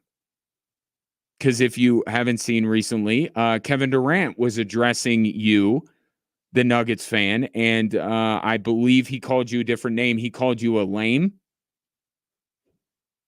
because you care about how Nikola Jokic is viewed and whether people believe he's the best player in the NBA. Well, now you have a chance on December 23rd to let Kevin Durant know how much it means to you that he took the time to reach out at 5 a.m. and weigh in on the subject of Nikola Jokic being the best player in the NBA. And then you look and you say, when are the Wolves going to be back? When is Anthony Edwards going to be back in Denver? That's not until March 12th. When will the sons of the Denver Nuggets, if you will, return to Denver? LA visits on March 14th. Coincidentally, could be the last time you see LeBron James at Ball Arena, if you care about that sort of thing. And then maybe the most important stretch of all this upcoming season is an 11-day stretch from January 21st to January 31st. Because on January 31st, the Nuggets go to Philadelphia. On January 21st, the Sixers visit Denver. So all the NBA is asking, because you know they want to make Embiid and Jokic a thing, but it can only truly be a thing if they play each other in the only two opportunities we have to see them. So the NBA schedule makers, knowing the history of Joel Embiid, have said, dude, 11 days. Be healthy for an 11-day stretch so we can showcase you against Nikola Jokic. Both of those games are on national television. The game in Denver is on TNT, which I feel like the NBA is not, or I guess TNT picks it. But their last year in existence, maybe, they probably have the wrong Sixers-Nuggets game, to be fair. And then ESPN gets the one in Philly. 11 days, Joel. Whatever you need to do, be healthy for 11 days so we can get 2 matchups. We just got 3. Can we get 2 during the regular season? That's the way I look at this Nuggets schedule. A very David Stern NBA way of looking at it. Player matchups, not necessarily team matchups. But it's a good thing. It's a good thing because it means that there's not anything of great consequence that the Denver Nuggets need to accomplish. Like there was a time where getting a top 4 seed was everything, that getting the number 1 seed, that there was some worry that maybe the Nuggets wouldn't make the postseason. That's all gone. This is good. This is a higher plane of existence where you don't care nearly as much about the regular season. But the big stories will be Kevin Durant playing in front of all those lames, and Joel Embiid and Wemby, who visits Denver on January 3rd, and then on January 4th, they meet up in San Antonio. So those are some of the games. I ask you, which one of the ones I threw out there would you, if you could pay for only one game this year, what would it be? Maybe it's opening night. I thought it was an MVP runner-up versus the MVP matchup. Oh, somebody reminded me. That's not what that game's about. That game's about great Thunder point guards, past and present. That's Russell Westbrook versus Shea, not Jokic versus Shea. 719-24-7-1313, or maybe it's not. Coming up next, the U.S. men's national team has found their head coach. And if it couldn't be Jurgen, this is not a bad plan B.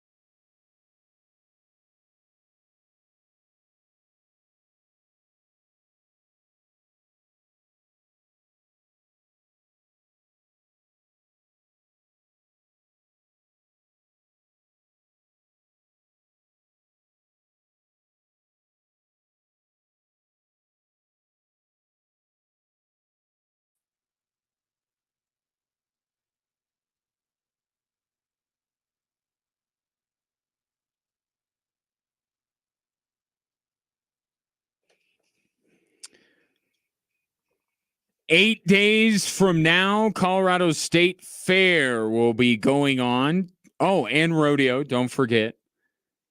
It's Colorado State Fair and rodeo.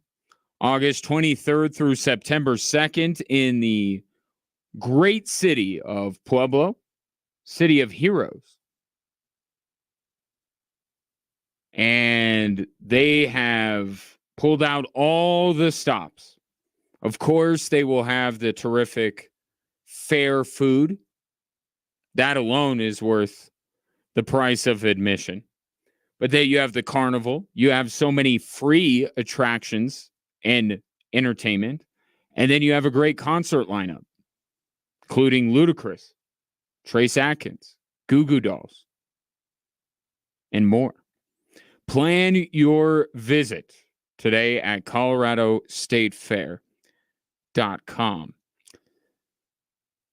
So last night, some reporting went over the socials that the U.S. men's national team, talking soccer people, I always have to throw out that disclaimer. This is a soccer conversation, has found their next head coach. The overtures made by the fine folks at U.S. Soccer were rebuffed, maybe with extreme prejudice, by Jurgen Klopp. Did not work out. Now, I hope that they tried again, and then they tried again and again and again to try and convince him. But it seemed very early on, despite the thirst trap that he threw out on July 4th, where he was going on about how much he fondly remembers coaching his teams in the United States and how great American soccer fans were. Like, really, dude?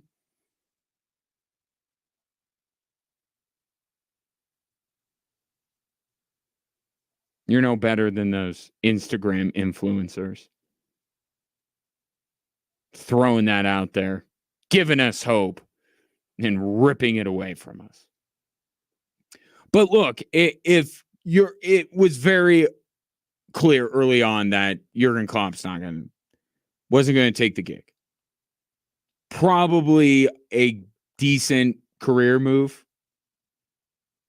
Okay, because the fact of the matter was the U.S. is the one that kind of has to make a case here, right? Not these candidates. Like, U.S. Soccer has to convince these coaching candidates to take the gig. And apparently they did just enough to get Mauricio Pochettino to agree, reportedly, to be their head coach to take them into the World Cup 2 years from now. Now, a little background on Pochettino. Kind of made a name for himself at Tottenham Hotspur in the English Premier League. Has bounced around a little bit after that. Most recently, he was at Chelsea. Interesting fun fact and coinkydink. Emma Hayes came from Chelsea, the head coach of the U.S. women's national team that just won gold in Paris. So maybe something there. I think it's the Emma Hayes. I think it's a coincidence because Pochettino has some ties to the powers that be within U.S. soccer. He and Matt Crocker, the sporting director for U.S. Soccer, go way back to Southampton. Crocker was leading Southampton's academy, while Pochettino was becoming an interesting enough candidate to be poached by one of the bigger clubs in England. So it makes sense, right? why Pochettino would be interested in this gig. He's worked alongside, he knows Matt Crocker. And maybe that was the only way. Right? Maybe it had to be some sort of personal connection or tie-in down the line somewhere that would ultimately get U.S. Soccer its next head coach for its men's national team. Because here's the thing. Pochettino's a good get. If not Jurgen Klopp, I'd probably put Pochettino at the top of the list. The problem is I have so many spaces between Jurgen Klopp and Mauricio Pochettino that they're not on the same level. It's not like 1A, 1B. It's not. But if there had to be a second guy, and I just need to come to grips with the fact that Jurgen Klopp was never going to take the job and there was nothing U.S. Soccer could do, they kind of did get their man outside of Jurgen Klopp.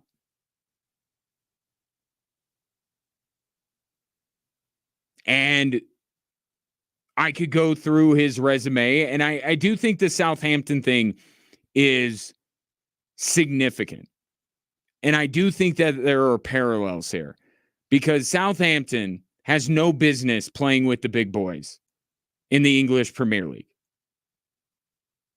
Right? The resources that they have, they're not one of those teams, but yet they found a way to compete. Now, they didn't win the league. We're not talking about Leicester City or anything like this. But we also have to understand where the U.S. is. Okay, they're not the best team in the world. They're not the second best team in the world or the third best or the fourth best or da-da-da-da. If Pochettino can get this team to a top 8, which he did at Southampton, if he gets them to the 8th best team in the world, like on that level, and then you take your chances, right? Get out of the freaking group stage. Start there, and then take your shots. I think that's kind of the plan for 2 years from now. And then you build on it for the future. It would be great if the U.S. was in peak form, ready to rock, and win their own World Cup. Probably not going to happen. But the bar is just stick around. Don't be Qatar. Right? You're only in it because you're hosting and you get absolutely demolished and you're done. And now this soccer tournament is just playing out on your home soil and you have no stake in it.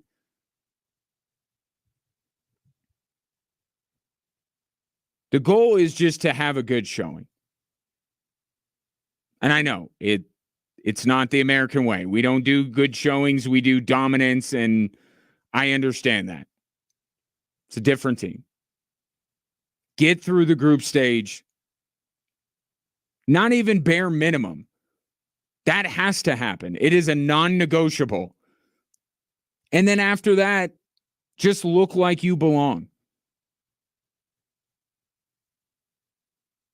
And then you look to the future.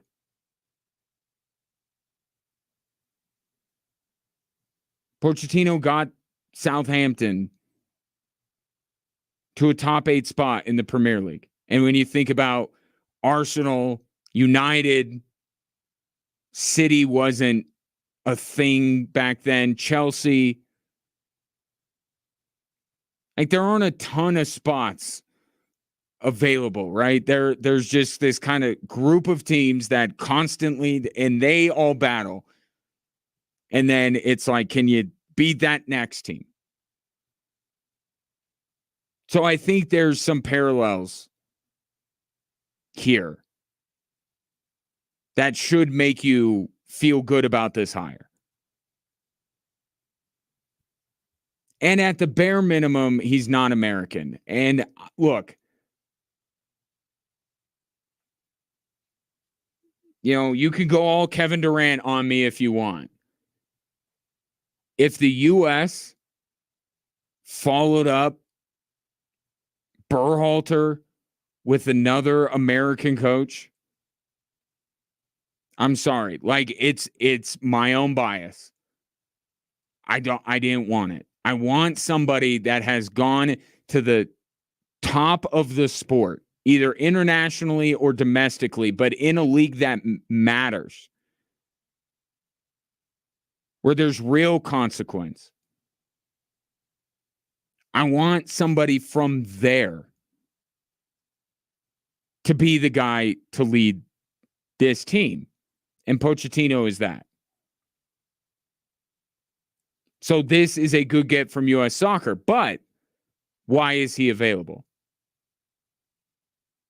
That may be bubbling up a little bit. Why was he only at Chelsea for 1 year? That doesn't bode well, does it? That gets back to Pochettino's relationship with Matt Crocker. Pochettino had some trouble with the way Chelsea does things. It didn't fit. You would think, given their time together, even though they weren't working together directly, just being in that atmosphere, knowing each other,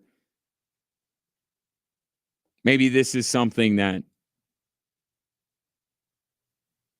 he'll stick around for. Or he'll get the U.S. to a certain point of respectability and parlay it into a bigger gig. He might do that. That's fine. Like, you have to accept where you lie in the pecking order. But for now, they got about as good of a coach as they could have possibly gotten. I firmly believe that. And now, with that variable being taken care of, now, how good is this team? How talented is this team? Is this a golden generation? You never could fully know with Berhalter. I think you'll know with Pochettino, with his track record. Whatever can be gotten out of this group of players, he can do it.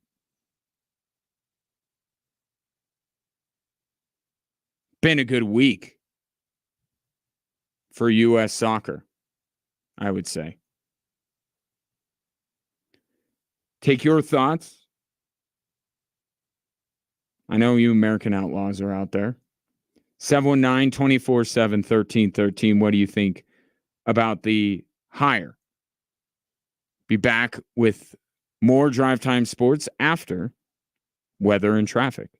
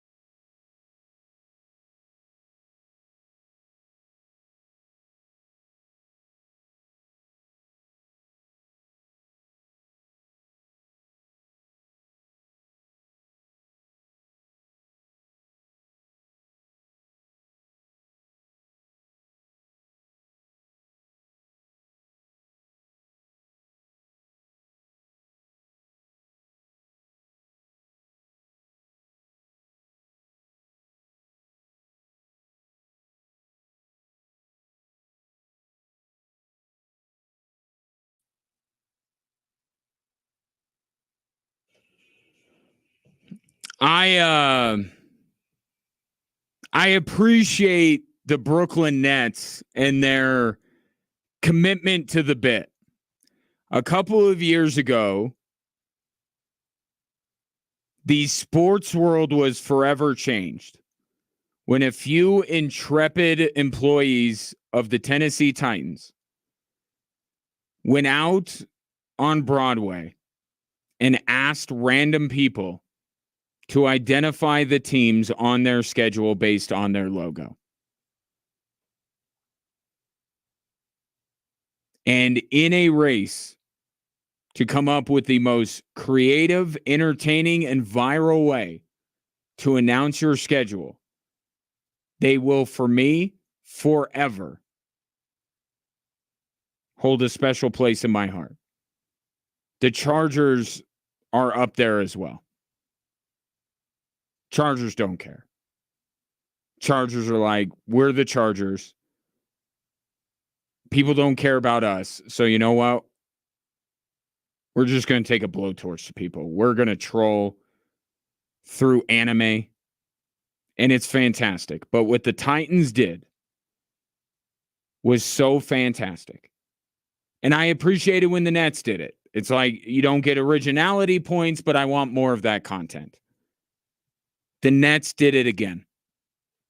They went out to Coney Island and they asked random people to guess their opponents.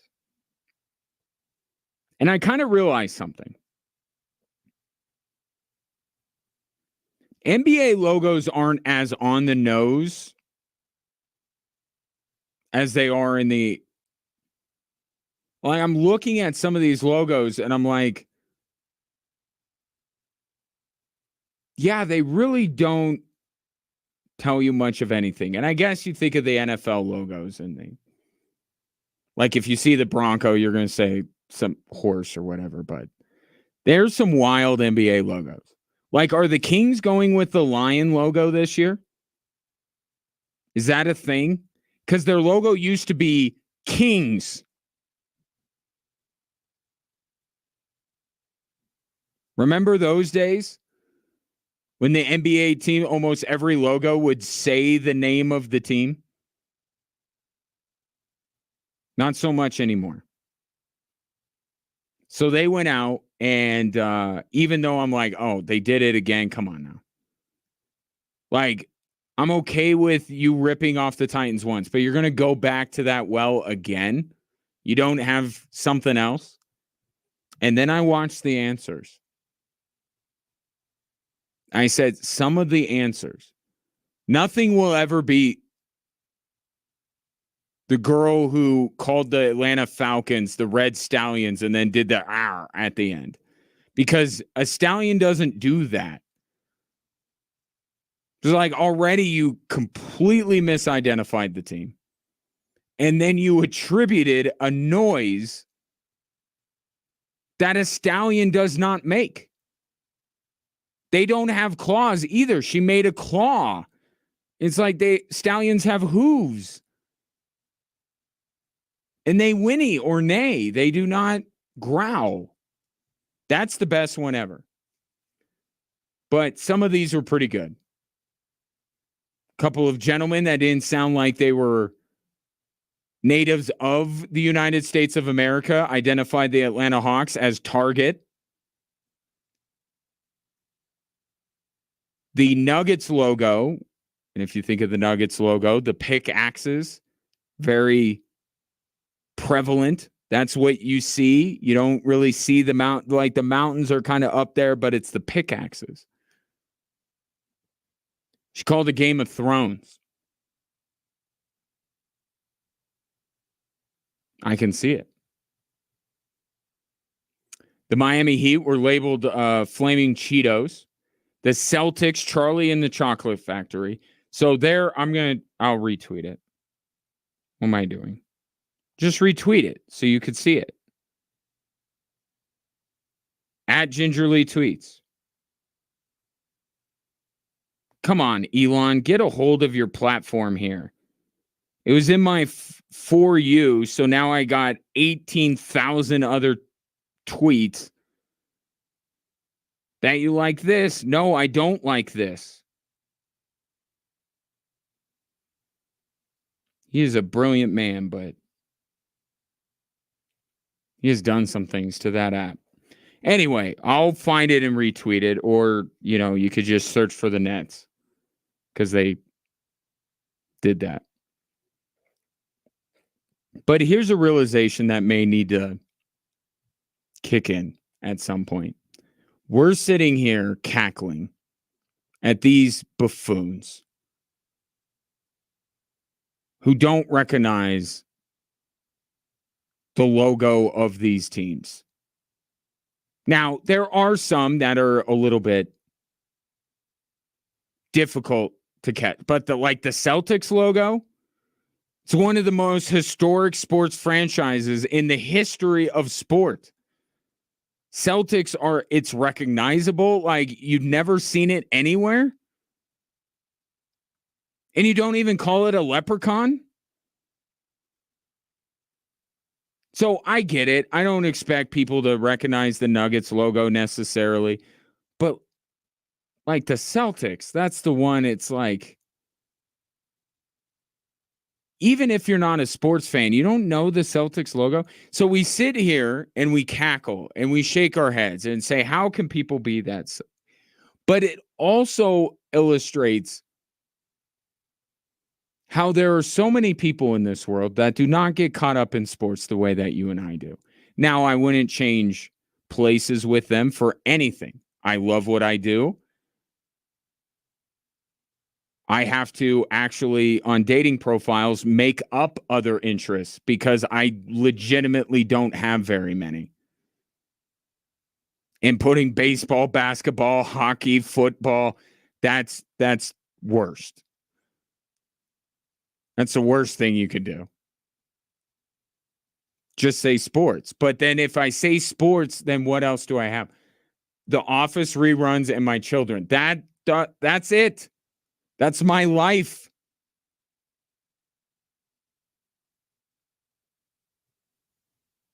But you realize that there are so many more people in this world that do not get caught up in this stuff. And even though it baffles you, how could you not know this? They're actually the ones going, you guys know all these? You can tell what that is? Yeah, that's a sun. That's a basketball as the sun. Hello. That black streak after the basketball, that's magic. That's a magic streak.